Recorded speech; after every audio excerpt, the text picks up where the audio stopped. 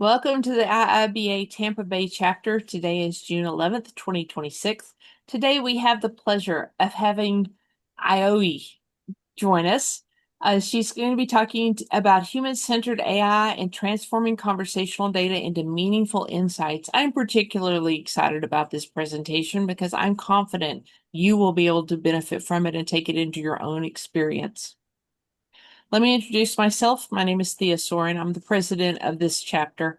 I've been in business analysis for about 30 years. I helped write the body of knowledge for the IIBA organization, and I've done a few things, but really all of that has led to me being able to help you. If you need assistance, please reach out to me on LinkedIn, and I'll do whatever I can to be of assistance to you. Let me tell you about the IIBA, just in case you don't know. The IIBA is the global organization dedicated to advancing our profession as business analysts.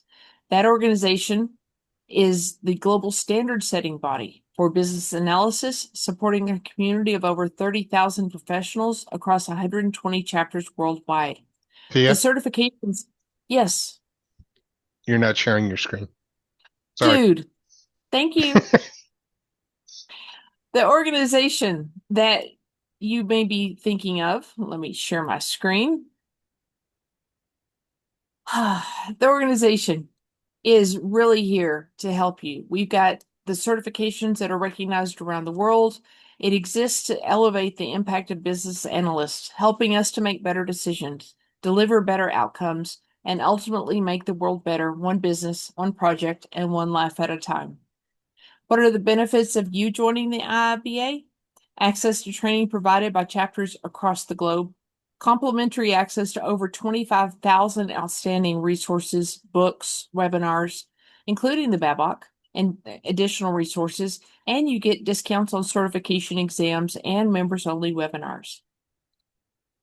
IIBA chapters are in major cities around the world. If there is not an active chapter near you, we can talk about you starting a chapter, or you're welcome to the Tampa Bay IIBA. Members of the Tampa Bay IIBA Florida chapter are not restricted to residents of Florida. In fact, we have participants literally all around the globe. If you do not have an IIBA chapter, Tampa Bay can be your chapter. Our vision here at the Tampa Bay IIBA is building a thriving community of empowered business analysts. So why would you choose to join the Tampa Bay chapter? We offer multiple training sessions each week, including CBAP prep and coaching and an acclaimed SDLC workshop, among other things. You can view our upcoming events at our website, posted across LinkedIn and Facebook. And at the end of 2025, we presented well over 300 events here during the BA Masterclasses and to organizations around the world. Those events, most of them are all available on YouTube, and the best way to find them is go to Bob's Amazing Index at rpchurchill.com. That is the letter R, the letter P, and the word churchill.com. He has graciously created this for us. The result of all of those is we won the Professional Development Award for 2025 amongst all the chapters around the world. And this is the board that did it. This is our esteemed board, and I'm so very proud of the efforts of each one. They each work together to bring their strengths to benefit you. We currently do have our 7-month CBAP test prep classes going on. We've got one that starts after this class and then one that is every Saturday morning. And that really works well for those people that are in Nigeria, Ireland, Germany, Switzerland, Ireland. Did I say that already? That's our students right now. And these students have come back to us and said, because of what you do, because of your chapter, we were able to get our certification. And that is an exciting thing for us. We recently put out our second book. This is Business Analysis, Bridging the Gap Across Industries, Volume 2, showing you 12 more industries with case studies, governing bodies, regulatory authorities, and things that the real business analysts that are in these industries need you to know. I want to take a moment to thank all of our partners, but our number one partner group is you, though, those people who participate and are members of our chapter. We also are partnered with over a dozen other IIBA chapters worldwide, and we're mentoring 4 chapters that are just forming. We partnered with organizations in the UK as well as in Tampa Bay, and we're partnered with 4 different recruiting companies and 5 different service provider companies that provide training, as well as Purdue University. The result of all those partnerships is this: you get discounts.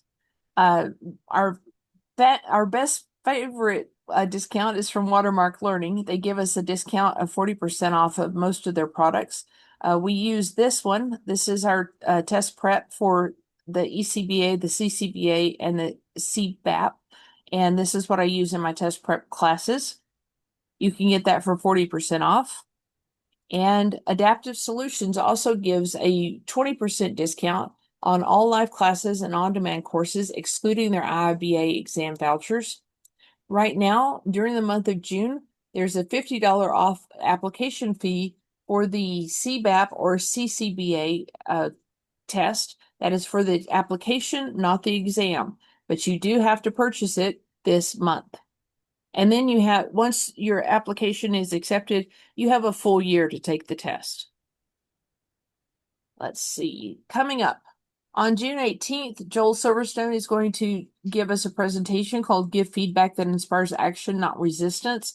This is how to get people to listen to you and maybe improve. The week after that, June 25th, I'm going to give a presentation on stakeholder management practices for better project outcomes. I've given this as a 4-hour workshop, and this is cut down bite size for this class. Then Pete is going to give us a class on AI tools for caregivers, building for the hardest moments. As a caregiver myself, it's something that you might need. It's a helping hand. We have meetings continuing every single Thursday night as we continue forward. And one of those in the future I want you to be aware of is on August 13th. We've got 5 recruiters coming from around North America. They're going to answer questions like, what skills do BAs need to learn to be marketable in 6 months? What mistakes do BAs make in interviews and applications? What are the things that get BAs hired? If you want more information about the upcoming events, go to our tampabay.iiba.org website and join our LinkedIn group on LinkedIn. We also, once again, have our recordings on YouTube, and go to rpchurchill.com to get an index to those recordings. I'm going to turn this over to Aoi. I'll learn how to say it and let her start her presentation now. Thank you. Thank you very much. Let me quickly share my screen. And I really look forward to this session and make a presentation mode of it. Okay. Hi, everyone. Thank you, Thea, as the Cliff and the IIBA Tampa Bay chapter for the invitation. This is a pleasure to join you today and share my journey in human-centered AI and conversational data analytics. I appreciate the opportunity to learn from and engage with this wonderful community. So my presentation is about a product I have made in my startup. I'm the founder and CEO of AMOG LLC, established in July 2023, so it's 3 years old. And one of the 3 products today is KinaBot. A little bit about myself. I'm a data scientist with 17 years of international experience across Japan and US. I speak 4 languages, and I have my master's degree in data science from Indiana University. Before that, I have a master's degree in economics from Keio University. And I moved from Silicon Valley to North Carolina this year.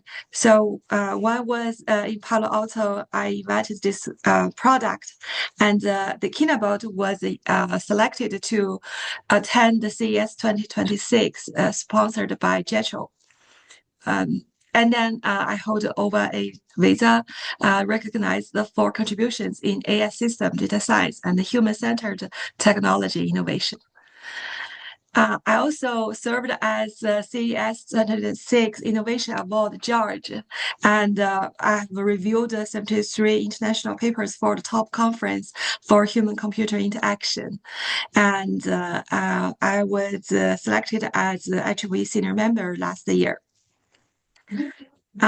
So this is my brief experience, and then let's start the product. So coding for real-world problems. This is the story of KinaBot. So what motivated me to invent KinaBot? And the story is from my grandmother.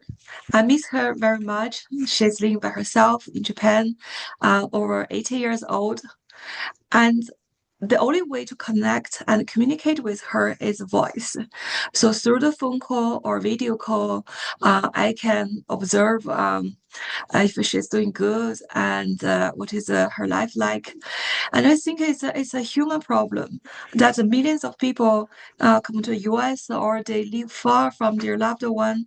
And what is the best way that if the only given information is the voice, what can I do as a data scientist to convert voice into an application which is valuable and practical that really carries my love to deliver something important to her? So that is the main idea of human-centered design. And I also apply AI product design and I write code. So this is my journey started. I invented the KinaBot. And the right side is the image of this application when it was launched May last year. And then now it has a very significant social impact. Behind this story, there is a growing problem. As we know, since we live a longer life than before, the dementia becomes a huge risk for all of us. It is an aging issue. So based on the medical research, there are 7 stages of dementia. But what is very valuable is that to detect a turning point, which is before the first stage. So from we are healthy until the person has the very early stage symptoms. How do we discover this? How do we know the turning point? Is the most important and valuable problem.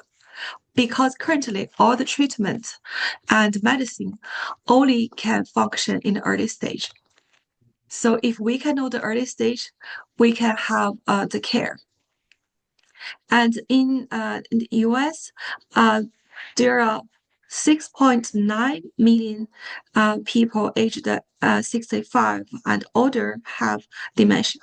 But beyond that is 7 to 14 million people in preclinical or undiagnosed early stage.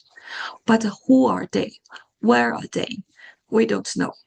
Why we don't know? Because we don't have a tool to screen them out. As we know, we have several biomarkers.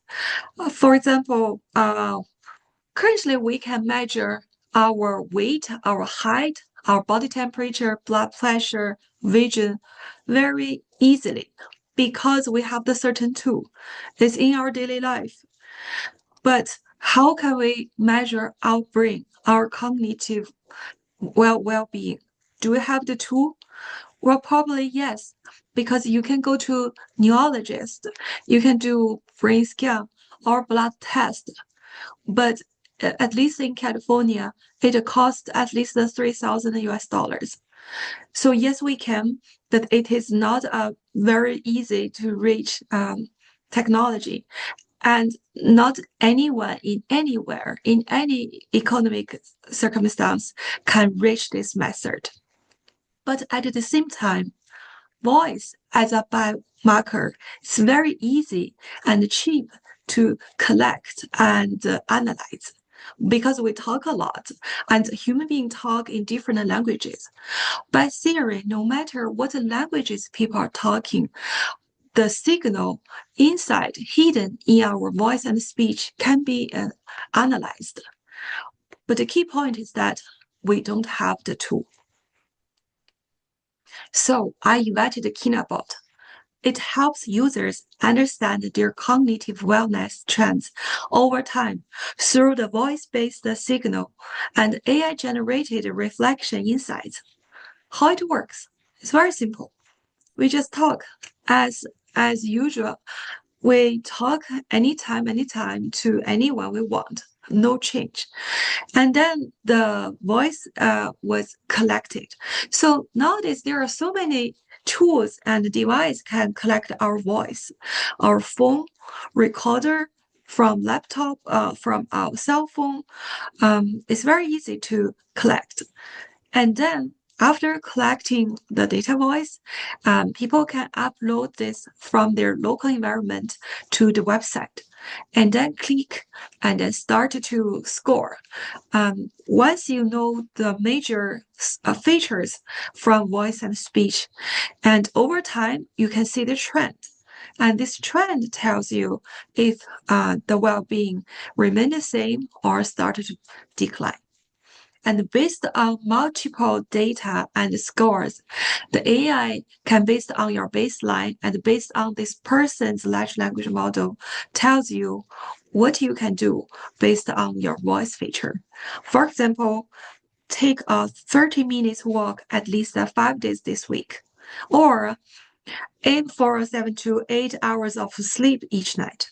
So the suggestion differs by the person, because each person may show different performance in different features. So this could be a very personal suggestion for maintaining the cognitive well-being. And some people ask me why you call it KinaBot. There is a story. So KinaBot comes from a name Kizuna. It's a Japanese word. It means the bonds or connections between people. It is a word used to express the ties shared with family, friends, and companions. So I like this word very much. I miss my grandmother. You can see her when she was younger in this picture. And at that time, I was in teenagers. So this word motivated me to study in the US and work hard in the US. And I often think about her. So this love, this Kizuna gives me the incentive to build this tool. And this is not for me and my grandmother, because everyone is aging. This is for us, for human being, for the rule of the nature. When we are older, when we reach 60 or 85 years old, like my grandmother, how can we monitor or maintain our cognitive well-being? So from last year, May, until now, there are several stages that I try this idea. I try to talk, communicate, and seek feedbacks. So there are a lot of pitch for investors or the competitions. And then through each feedback, it gives me insights how to refine, redesign, and enhance the feature of this tool. I developed this tool in English and the Japanese version so far. From now to the future, we will add more functions to detect more languages, such as Mandarin, Chinese, Spanish, and hopefully in the near future, our tool is capable to analyze all the languages in the world. And then through this journey in Silicon Valley, I received many mentorships and sponsored by the incubators like UC Berkeley Biomark, and also JETRO and the NEC Venture Capital. And after that, I was invited to be a speaker in San Francisco in Large Language Model Day, and also for the events like today and IEEE communities. It gives me the chance to raise awareness of measuring, monitoring, and maintaining our cognitive well-being. And also, this gives me an idea of launching a pilot study. So currently, I'm developing the final stage of this tool for pilot study. So you can scan and sign in for this pilot study list, and it will give you a tool 2 times a day to access and up to 3 months.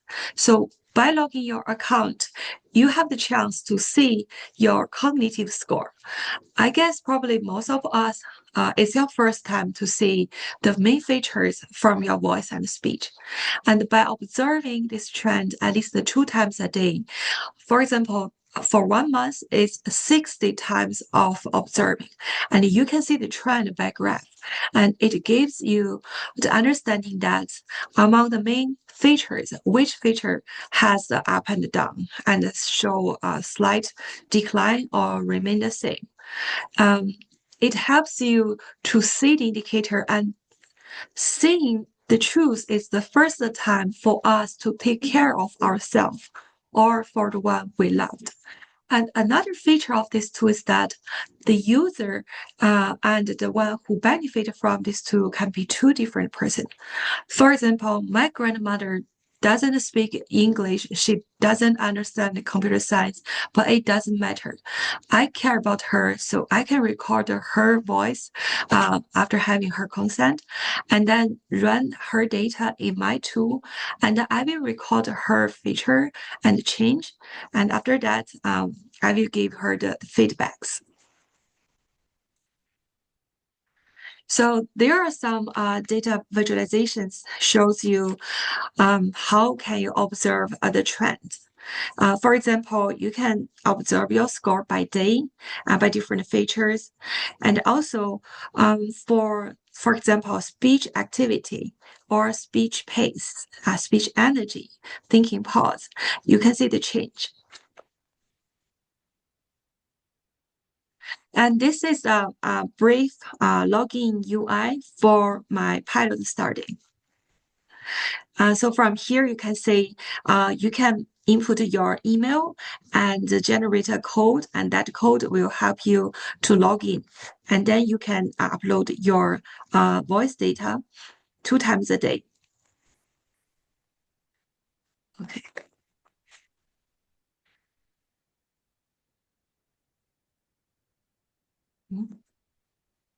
And this also shows the trend. So for example, you can, after several times of observing, you can see the trends in a long term. So for the first several times, you will understand your baseline. And after your baseline is stable, you can observe the change. So these two, since it's a daily or weekly pace, it is the most likely and possible tool for each user to detect the early change, which means the early turning point. And as we talked in the beginning of this conversation, that is the only way to help us to maintain or fight against the dementia. So knowing the turning point is one of the best use case of this tool.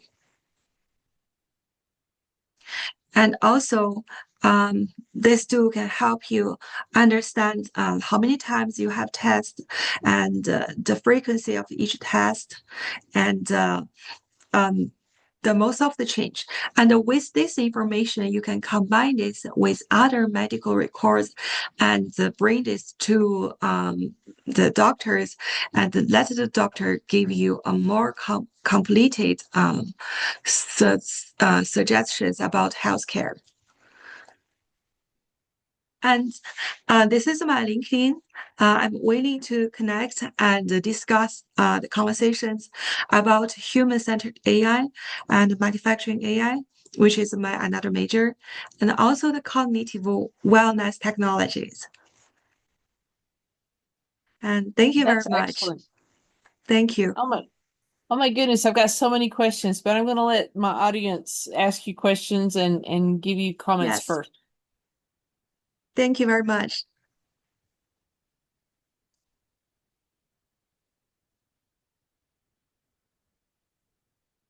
I had a question. Yes. Sure. Kumbala. The back background data for all of the measurements, that must have been a considerable amount of content to go through. And it seems to me that before that, you had to do a lot of what we do as business analysts, which is determine which were the right questions to ask, which ones would identify the critical metrics that you needed to be able to focus on. Do you have a little bit of insight on that you could share? Thank you for your question. I believe that this tool doesn't require you to ask or answer any specific question. Mhm. You just live your daily life. You don't need to change any of your habits, and you don't need to wear any device like a ring or Apple Watch or anything, um, because this just analyze the daily base of the conversations. I understand that when people are observed, they will feel a little nervous or something, but I think this tool is different. For example, one of the ideal use case in the CES, I talked with NTT, the communication provider in Japan, is they're thinking if they can put this to the phone, that every time after we talk, we call or receive a call, it will provide the scores. So it's very natural. You just ask or answer any question, and after each conversation, you will receive a record. You will receive analytics scores based on this conversation. So you will receive a score based on yours, and the other party who talked with you will receive her or his. So you don't need to think of any specific answer. So it's actually a conversation. I mean, for instance, I can Yes. have a conversation with my grandparent, and Mm. it's not them having to talk on their own. They just need to respond in the conversation. Is that correct? Yes. So as long as there is a voice data, there will be a score.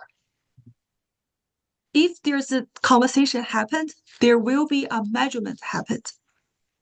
It's like Okay. if someone, yes, you're right. So it's the same thing as we measure the height and the weight. If there's something exists, it must have its size, how tall, how heavy, how far. So this is a measurement, but just measure the features from our specific voice and the speech. So it's very unique, right? It's like our fingerprint is very unique. Our voice feature, speech feature is also unique. So it's smart enough to filter out who's talking to that person and focus just on whoever you're trying to focus on. Yes. Well, it's rare because sometimes people talk to themselves or when they walk a dog. Well, in Japan, I observe some grandfather, they live by themselves but with a dog, and they often talk to their dogs. For example, what I can think is that they can put a recorder with the dog's loop, and then when you talk to the dog, it automatically recorded the man's voice, and then this data can be run from this application and gives him the score and see if he has 8 conversations with his dog, and there will be 8 set of scores, and the 8 set of scores shows up and downs. It reflects his cognitive well-being's performance at that specific day. So it's not going to say that he's delusional or hallucinating if he's talking to his dog, right? No. Uh, Okay. I think well we do need to test as more users and to answer this question in a more scientific way. However, by theory, no matter what you talk, the way you talk is very unique. So this score comes from the way you talk. The features in your talk, the features in your voice, the way you pronounce something, or the way you repeat or not repeat, how rich the vocabulary you used. For example, Shakespeare, he's recognized as the human being in this world has the most rich vocabularies. It is okay. It's not the highest score is good. No, it's just we hold the baseline as what the feature it is in the healthy situation. See, Shakespeare's lexical diversity would be 0.9. Mine would be 0.4, but it is okay. If there's a drop from 0.9 to 0.7, that's a huge decline. Then, although after 2 years, Shakespeare's lexical diversity is still 0.7 higher than me, but it means he probably is sick. We don't diagnose, but we show every user the gap. So with the gap happened significantly, it reminds the user to say, I'd like to know what caused this gap. And then it will change their action. They will have the incentive to talk to their doctors. So that helps people to discover the early turning point. Okay, and whenever you get this report, you can take it to your general practitioner, or who do you take it to? I think it would be an assistant report or insights to talk to the doctors. I mean, the premium doctor or neurologist. Okay. Yes. So the way I think it will help is because why do research about this market? Currently, who evaluates the user? Their family think they probably show the early symptoms of dementia or Alzheimer is the psychiatrist. The psychiatrist will ask questions. I will have this 4 hour long exams to the user and then evaluate by themselves. This is not a this is not measurement because the score varies from the psychiatrist. So by the tool, if it calculates by some standard, no matter whose voice, this standard will be calculated correctly. It is not by the human being's judge. So this is a better way. So I think in this industry, there is a trend that they want to switch from human evaluation to a machine standard. A quick question. Yes. So, do you have a baseline or something that's your? I mean, I'm just trying to Right. articulate my thoughts. The baseline is yours. Everyone has their own baseline. It's when we measure the weight, you compare with your own weight, right? There is no baseline because everyone's situation is very different. The cognitive level, you have your own baseline. So when you first test and the second time you test, there is a record, and your baseline comes from your average from the first several times. So you don't compare with other people, or you don't compare with the other user who have same age or gender with you. You only compare with your own baseline. Everyone is going to have their own baseline. It is same things like the fingerprint. Everyone, you have your own. You don't compare with others because this is biomarker. If it allows you to compare with yourself, it is the best way to know what is the turning point for you. Bill, I see you have your hand up. I do. I just had a question. Will you be releasing this eventually on iOS and Android? It's a web-based. It's not a download from iPhone or Android. This is Okay. Yeah, and anyone who has this URL, you can test. So I'm going to share this URL with Sarah, and or anyone who want to try. This is totally free, and you hold your data. You have your data stored in your local device, either your phone or your laptop. So our application does not store your data. We only calculate the features score and show you the score. So your score like 0.4 or 0.3, it doesn't contain any personal information. Okay, a quick follow-up question regarding the data. So if it is not Yes. if it's not saving the data, and I believe that the score is going to evolve based on the data and based on the time. Over the time, it should change, and I assume that the system or the algorithms learning based on the data or whatever other parameters that are there. In fact, I'm interested to understand how much data is recommended for a good scoring. For instance, are 5 minutes data is enough to produce those score? And if it is yes, how 5 minutes, how the score based on the 5 minutes will be different than, maybe millions minutes of data? Okay, so you're asking if the length of the conversation will show the different scores, right? If the duration of the conversation impact the measurement result. In fact, both the duration of the data and also the Okay, span of I see your point. it can be a single time conversation, or maybe it is expanded over the entire 1 year or couple of years.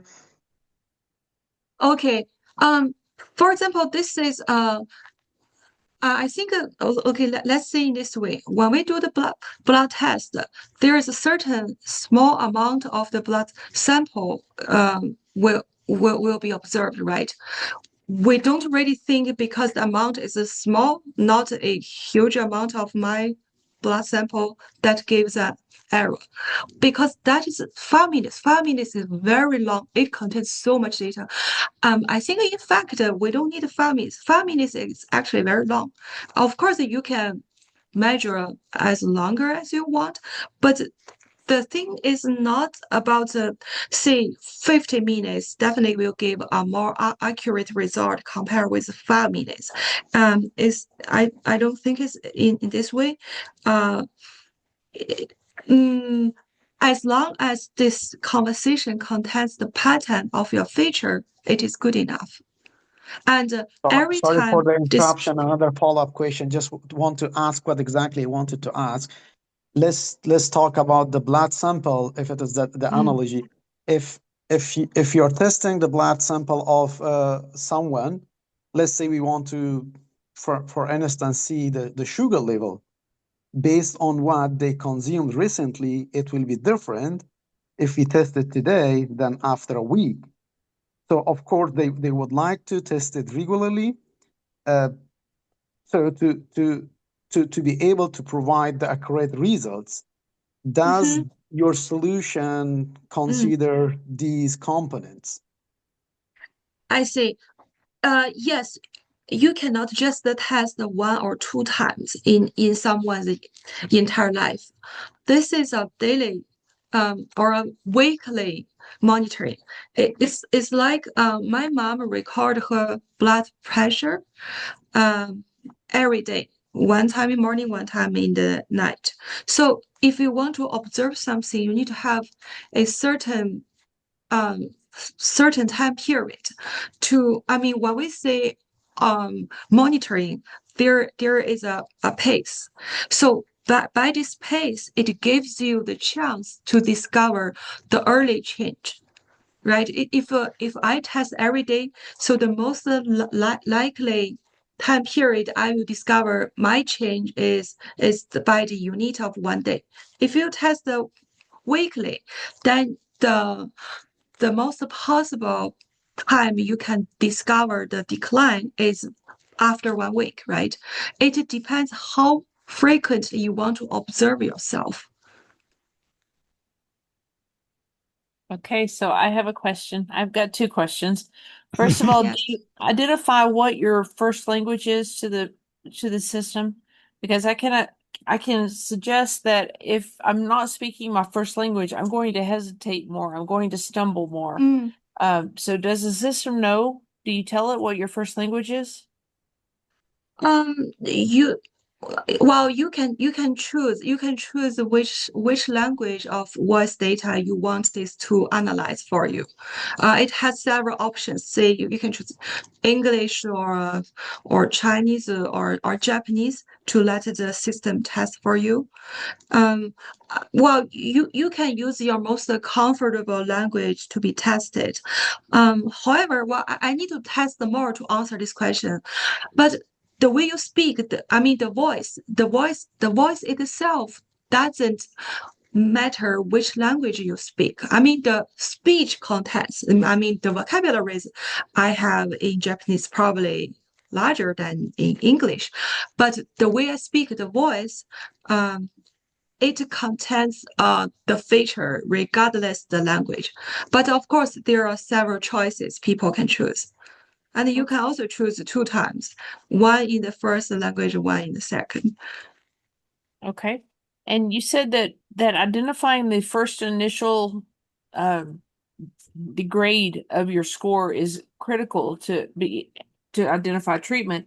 That means that we need to start using it before we think we have a problem. Um, yes, I received these questions many times. This is a great question. There are two ways to think about this. First, we do have some voice recorded in the previous video or something. Or in fact, the bank, the insurance, and hospital records our conversation so much, but they didn't analyze and provide the performance for us. So there are so much conversation were recorded already by the phone conversations, right? Or by the family member or friends. If you have some data in the past, you can test that and compare with what you have done currently. Or today is the first day, so you record and see the data and score from today to the future. So no matter which time period you test, the score shows you when the change happens. I mean, even though my grandmother has her dementia now, and I don't know, I record, I still can find out the score going down. I would be interested to do a study to identify people that are at a Mhm. certain level and them doing, say, cognitive games to see does that improve Oh, anything, or take, yes. those people that are taking medicine, does that improve anything? Because you have a way Right. to, sounds like, accurately measure a standard and follow them across a path. Do you record things like, are you playing cognitive games? Do you have cognitive games in your thing? Or do you record, are you taking medicine for dementia? Mm. Right. Thank you. This is great because uh, yes, when I was in CES, there is one reporter asked me that he wanted to use this to test in the senior house in their daily pace. And then after they show them a magic show and people started to talk more, they started to use more languages to describe, oh, like I think this is great because A and B. They started to use more vocabularies or more, the rich descriptions. So, and the tone in the sentiment score become very positive, maybe two times positive than before. So that shows the change. And before this tool, people can tell, oh, I feel she's happier than before, but we don't know how many percentages, 20% or 30% higher. So this tool shows in score, it's easy to understand the percentage.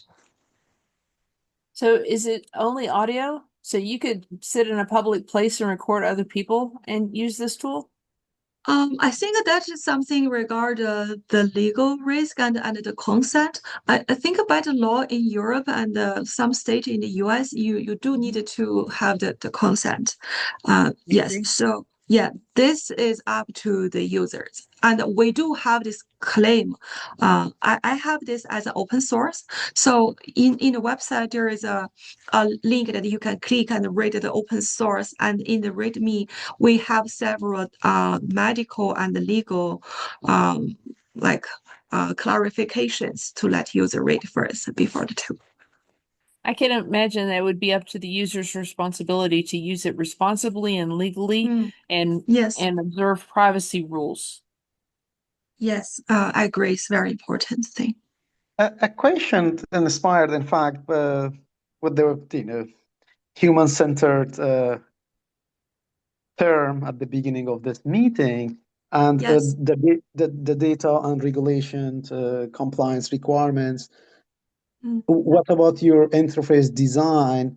While mm. I assume you're collecting perhaps the user consent for receiving their inputs and voices. How did you design to perhaps balance be compliance, but meanwhile to make it easy and not losing the users and Mm-hmm. or having the onboarding complete? Thank you. We don't collect their data. The user's data stays in their device, and the way they upload to our application only gives us a chance to measure the score, to calculate the features. We don't store their data itself. The data always stays in their laptop or their phone or any device they record themselves. So And this is one. what I Mm, understood, there is not any specific uh, data related regulation and compliance requirements to use this application. no, because we don't store their data, so we do not trigger the regulations. The regulation only about the way how you should store the personal data. We do not Okay, store their personal data, so we are outside of this regulation. got it. So Thank that you. is one. Thank you. This is one part of a human-centered design. And another way it shows the human-centered design, it is so nowadays we have so many AIs. We have voice agent, ChatGPT.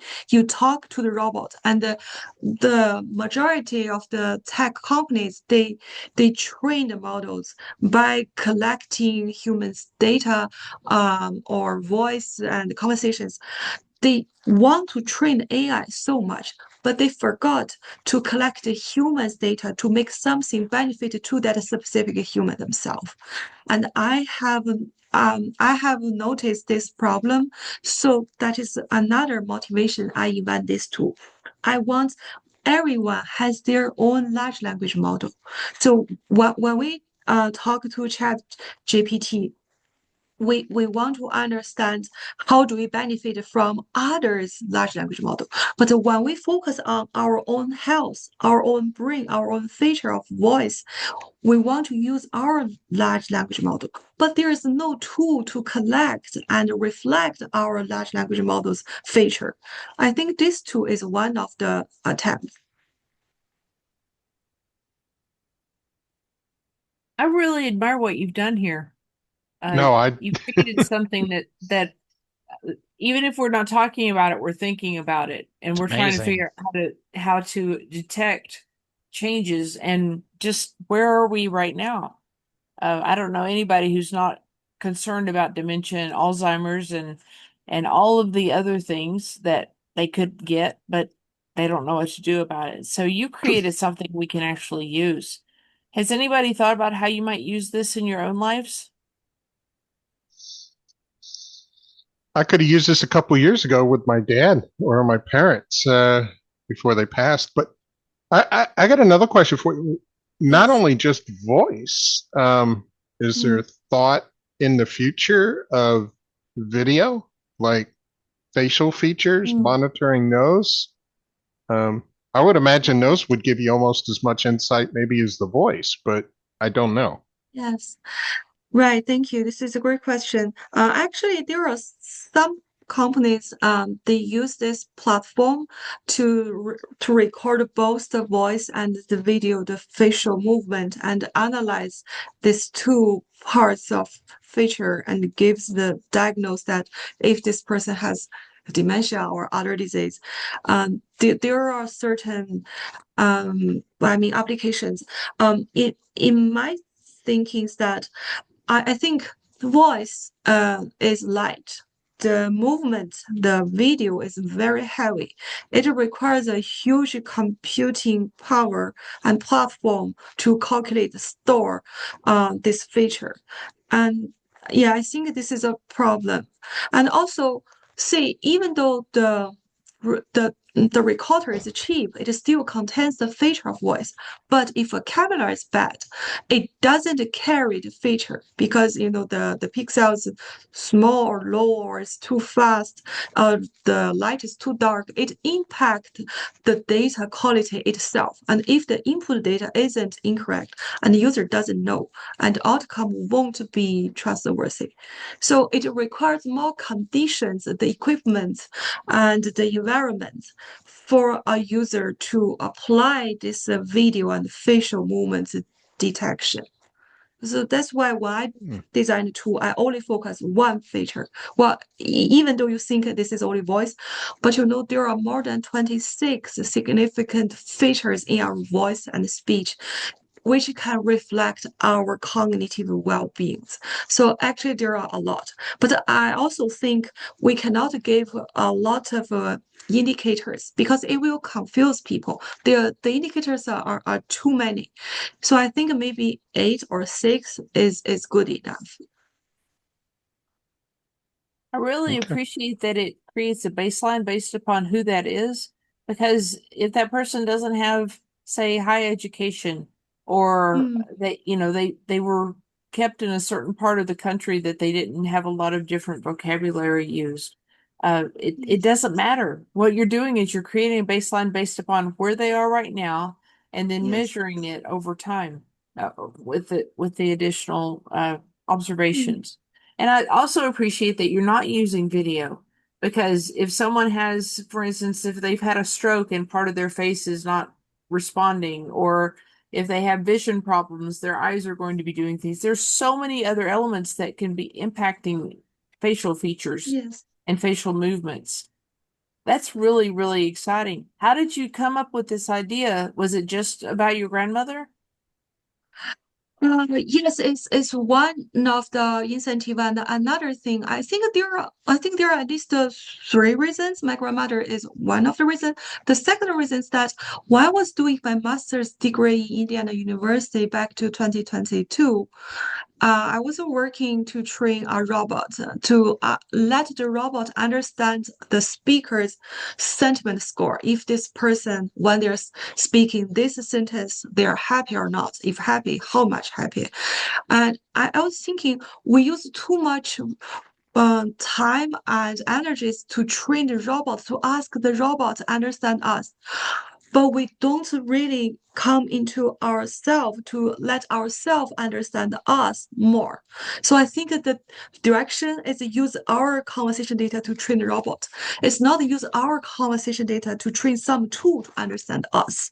So I take the opposite direction. And I believe all the technologies belong to us and they should serve us, not use our conversation to train a robot and sell the robot. I mean, it's okay, but not that. But yeah, there's someone should fight for us. And one more thing is that I was born with my left eye visual disability. My vision level in my left eye is 0.04 level since I was born. And I didn't know that until I went to primary school. But then it was okay. I wear glasses only for the right eye. And when I came to the US, I learned data science, and there are so much readings, and I was so tired to just read it by one eye. And I sought help to the student center. They give me a tool. That tool can read almost all the books in the world. They read for me.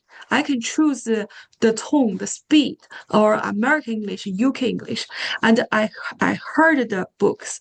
And that gives me an insight that the technology help us to convert the information. The information written in the book is the same if you read it and why I hear it. So they did not try their best to fix my eye, which is you have nothing to do. But then they converted it to different route. I have very good ears, both two ears, very good hearing, so I can catch the information in a different route. then I gain the same or better performance compared with reading. So this gives me information that there are lots of problems that it's about how to perceive and process and transfer this information to the user. So from A to B, from the book to my brain, what is the best way? There are several ways. I mean, there are people, they have visual impairments. They can use their finger to touch and read, right? I'm just the someone not by reading. And also, if we want to understand our brain, our cognitive level, what is the best way? Maybe some camera, something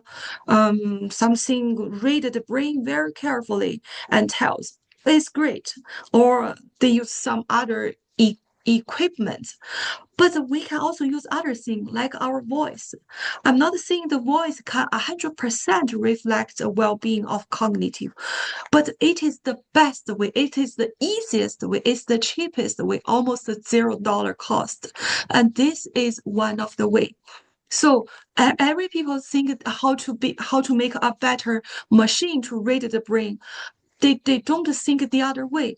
There are probably more than 3 or 4 ways can give us the same level information of knowing our brain. So this is there are 3 reasons I come up of this idea. That is excellent.